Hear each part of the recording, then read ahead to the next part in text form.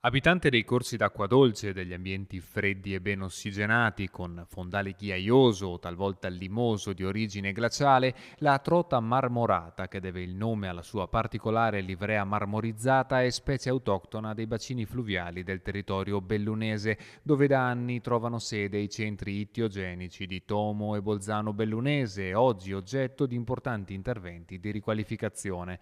1.200.000 euro il valore complessivo stanziato dall'ente provinciale con il supporto della Regione Veneto e del Fondo Comuni Confinanti. Questo è un tassello per valorizzare il territorio, i prodotti del territorio e riuscire a preservare l'ambiente. È anche un esempio di quella che è la collaborazione tra enti, perché la provincia, la Regione Veneto, Veneto Acqua e anche i fondi di comuni confinanti riescono a fare squadra per riuscire a valorizzare il territorio. Entrambi i centri saranno oggetto di riqualificazione funzionale alla produzione di materiale ittico di qualità.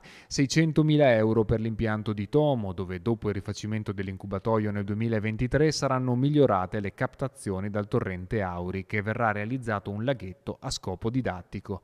A Bolzano Bellunese sono già avviati gli interventi per la nuova opera di presa e ad alimentare le nuove strutture di recente realizzazione per le attività di allevamento e selezione genetica della fauna si va realizzando la nuova captazione di acqua sottofalda che alimenterà le vasche del pesce, intervento dal valore di 640.000 euro. Un patrimonio ambientale e faunistico molto importante e questi sono dei progetti che fanno sì che possa essere valorizzato. È una valorizzazione anche di quello che è il patrimonio umano delle persone che lavorano e sono appassionati di questo settore, perché ricordiamoci che anche i volontari che effettivamente lavorano nei centri tiogenici piuttosto che nei bacini di pesca fanno davvero la loro parte e contribuiscono all'intero ecosistema.